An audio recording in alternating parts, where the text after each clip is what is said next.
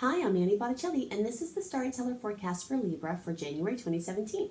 Go to my website, anniehelpsyou.com, see what's new on my blog, and if you'd love to study astrology with me, I will be re-enrolling in my new and improved version of my astrology apprenticeship program. Also, if you would like to bring your business online, check out my Creating Successful Online Business course that is enrolling in January as well. So what's going on in this new year, in this new month? We start out the month still in Mercury retrograde, so a very sleepy start to our new year. If you have some momentum with doing some things, then that's great. But if you don't feel like it's a new year and you don't feel like doing that much, then don't be hard on yourself, because the energies are really lending themselves to going inward. And specifically for Libras, there's a really strong focus on the fourth house. The fourth house is the house of home, is the house of family, upbringing, your family that you grew up with, plus the one you created, your real estate ventures, things having to do with other people's houses, if you have businesses that have to do with cleaning people's houses or changing the energy or designing or, anything having to do with home and family. This is also a psychological house, like an emotional house. What were the emotional pieces that imprinted you with your upbringing that are co-creating your circumstances now? Maternal energy, taking care of emotional needs, things like that. That's all the energy that you're really rolling around with as the Sun and Mercury light up that fourth house. You'll start to feel this if you're an early or middle degree placement for Libra. You'll start to feel this in January, right when January starts. For you late degree placements, this is going to stagger in a little bit, and you'll still have more of the busyness and more of the communication and just energies in the third house before they start to move into the fourth house for you. So it'll be staggered a little bit, but it will happen. So I love making affirmations. I started using affirmations many years ago, and can definitely personally attest to their power, seeing as all the things I was affirming have become my normal life experience. So I know the power of suggestion and imprinting your subconscious mind through use of affirmation. So I wanted to share some affirmations that I created just this month for these specific placements. So for Libra, I am calling the theme of this month Rekindling Connections. And I mean this like rekindling connections within yourself, rekindling connections with your family, with people from your past, with people that you lived in places that still kind of feel like home. Rekindling close connections. So that's one of the themes, and the energy has to do with feeling surrounded by comfort and love, feeling comfortable. So the affirmation is, I see and feel into creation, being surrounded by deep comfort and love. Now, if this is not your experience, then that's even more reason to use the affirmation, because the more you can say an affirmation and then also really feel it, like what makes you feel comfortable, what makes you feel loved, the more you can use the affirmation to also think about things that make you feel that way, your mind thinks you're experiencing that. Your mind does not actually differentiate between things that you're thinking about feeling and things that you're experiencing feeling. So it gets the nudge to create more of that. And that's part of how the affirmations work. So we are right in the middle of this retrograde cycle, as I said before, and I'll go more into. So the making of big decisions is not really what's indicated now, although if you have to slip a launch in, I will give you a date as I go over the dates here coming up soon. Kind of that's dancing in between on the precipice of the retrogrades. If you have to push some things through before May, it's going to be your best time. But first I want to go a little bit more into the energies that are specific for Libra. You also have a lot of energy, and this is for early, but not quite for middle and late, in the sixth house. And the sixth house has to do with it's called the mundane reality. It's like what you do every day, basically. So your diet, your routine, your health regimen, what you do, where you go, who you see. If you have an office, then what goes on at your office. If you're home all the time, then what goes on at home. It's like your day-to-day experience.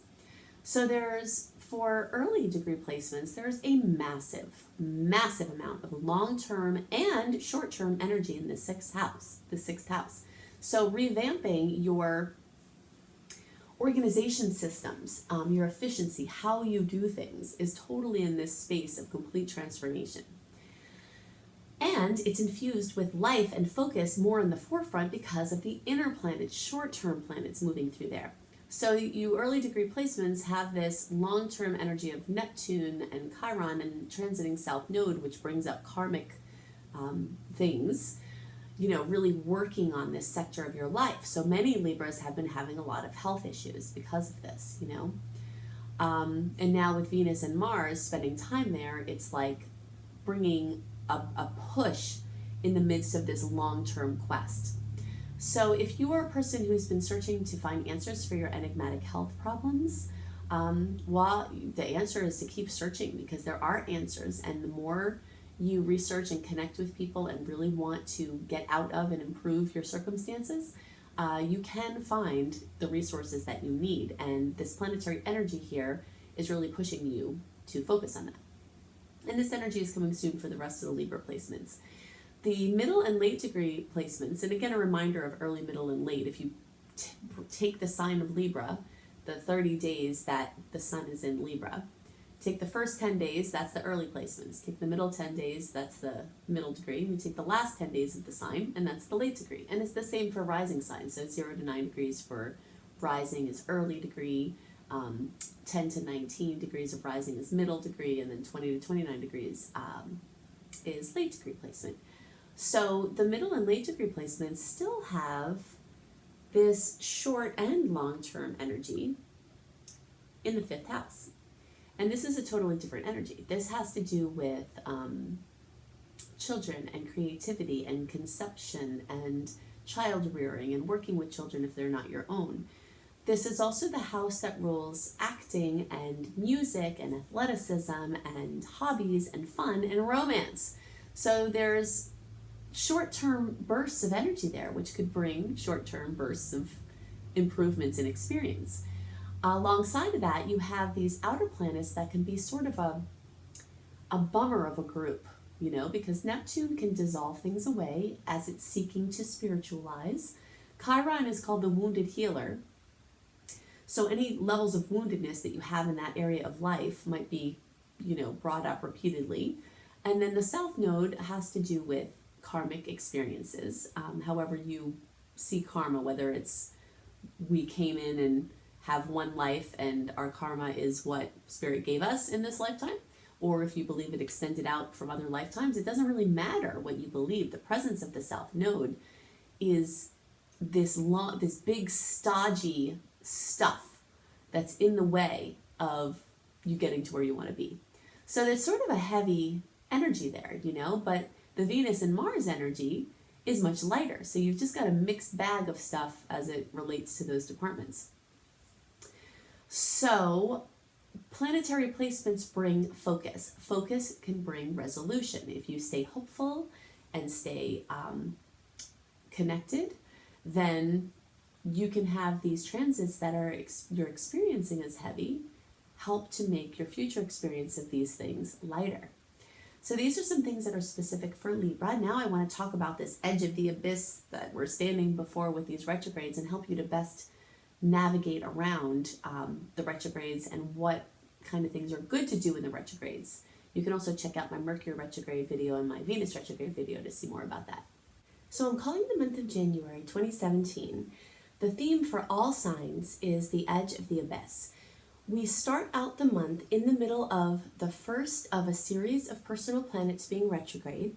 Personal planets are the ones that are closest to us. So really the ones that are relevant here are Mercury, Venus, and Mars. Whenever one of those planets appears as if it's going backwards in the sky, of course they never really do go backwards in their orbit, but from our position on the Earth, if you were watching it in the sky, it would look like it was going backwards. That period of time, called a retrograde, lends itself into going backwards and going in deep. Some people have made the mistake of thinking you can't do anything during a retrograde cycle. That is totally not true, and I'm going to go into more details about that. But basically this energy of being on the edge of the abyss in this Mercury retrograde that is welcoming us as we start this new year. Then on January 8th, Mercury goes direct, and then at the end of January, the shadow period for Venus retrograde starts. Venus rules love and beauty and money.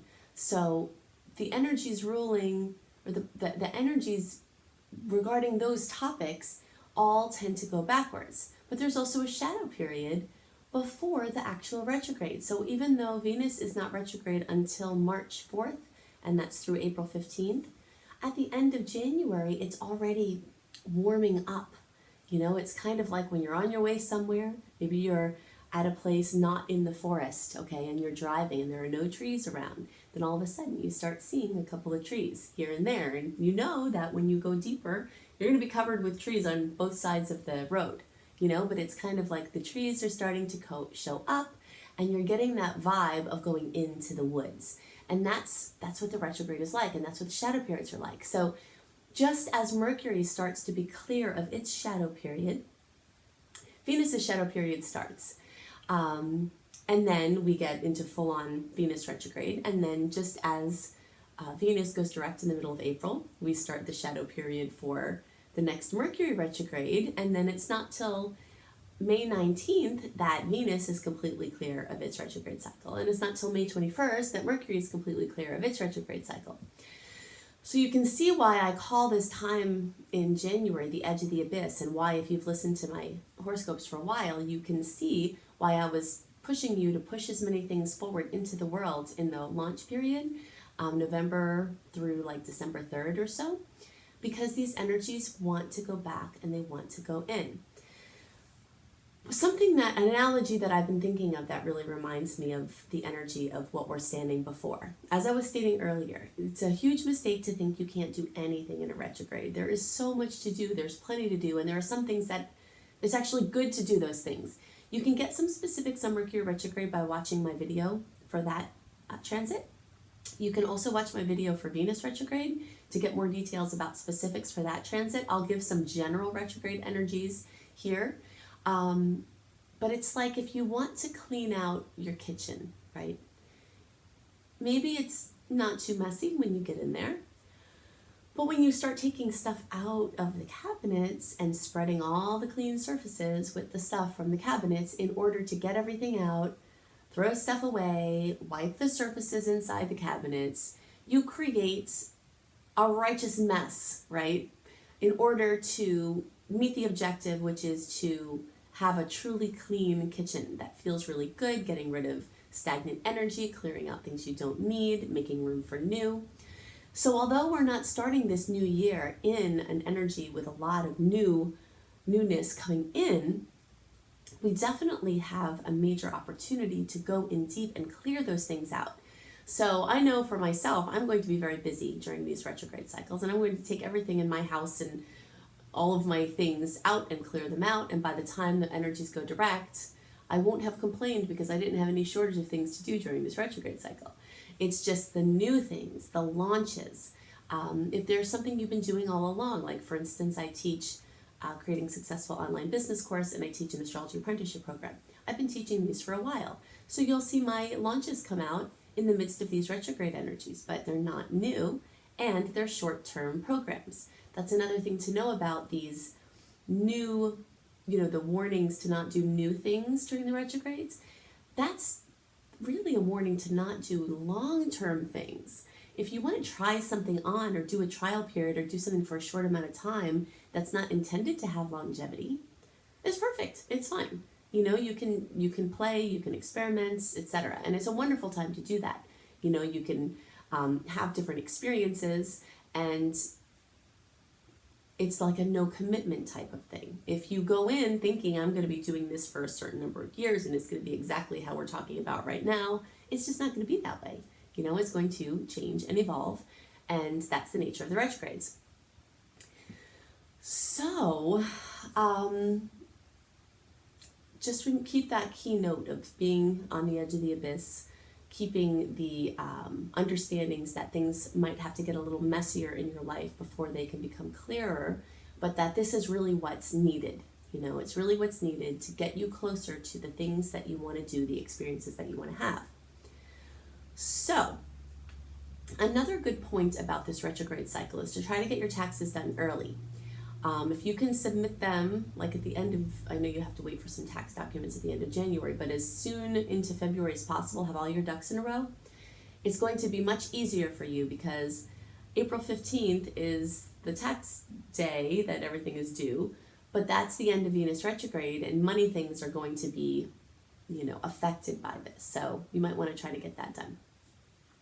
Something else really great about retrogrades is that when you are taking everything out to look at it again, you often find a lot of gems, things that you totally forgot about. If you're a writer, maybe if you're clearing out old files, you find some things that could be usable for a current project, or that you feel inspired to go back and start getting into again. This happens all the time. Either something that you find or something comes back to you through someone else mentioning it, or you know, something floats in your field in some way from the past, then you get back on it and you bring it to a different level. You know, it's like something coming back from the past that you work on. But you often will find a lot of gems, you know, so contacting people from the past, going through things from the past, clearing out stuff is one of the best things you can do during retrogrades.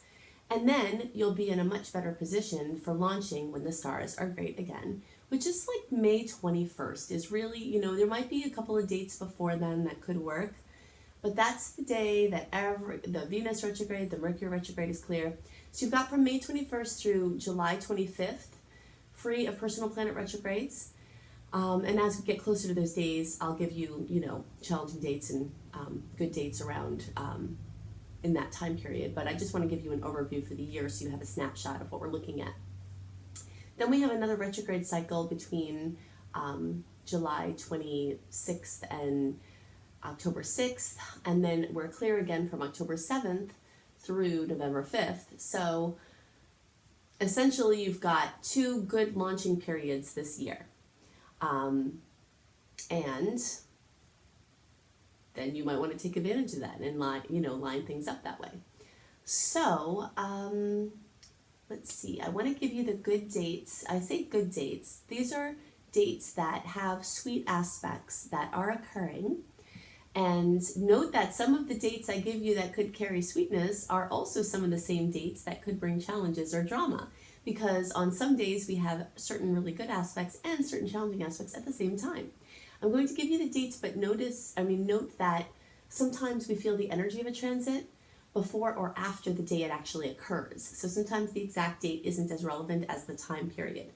I'm not going to list all of why these dates carry sweetness or challenges. You can see more details about that when you sign up for my free email newsletter, which is on my website, anniehelpsyou.com. I do a write-up for the month before that gives the theme of the month, themes, keynotes, sweet days, challenging days, as well as the actual aspects that make those sweet or challenging, with a little bit of explanation as to why and what's happening there. So you can get that for free on my website, anniehelpsyou.com. Okay, so you might find sweetness on or around January 3rd, January 6th and 7th, January 20th, 23rd, 28th, and 29th. Put a big star around January 29th January 28th, because this is the Chinese New Year and the new moon in Aquarius. So if you have to push something through that you could not push through in my suggested time frame that ran until December 3rd, then this might be a date that could work for you, because it's dancing right between some challenging aspects, but it has a lot of good energy for forward momentum.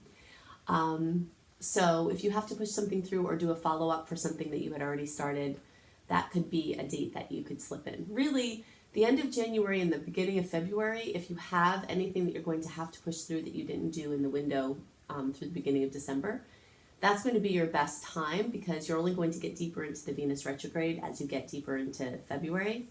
So it's going to be pretty retrograde-y until May after that. But it will still have effects because it's right in the middle of all this, but it's your best bet if you have to do something. So the dates to have extra care or where there might be challenges or drama are January 5th through 12th, the 19th, the 27th through the 29th, and the 31st. Okay, so definitely check out my blogs, my new moon, making powerful wishes for each of the new moons on my website, anniehelpsyou.com. You can also check out my courses, my coach certification course, my creating successful online business course, and my astrology apprenticeship program. My astrology apprenticeship program and my creating successful online business courses will be re-enrolling. They have been closed for enrollment. They will be re-enrolling in January. So you can check that out, and maybe you'll want to join me to do these professional certification courses. So I hope you have a wonderful month, and I will see you next month. Bye.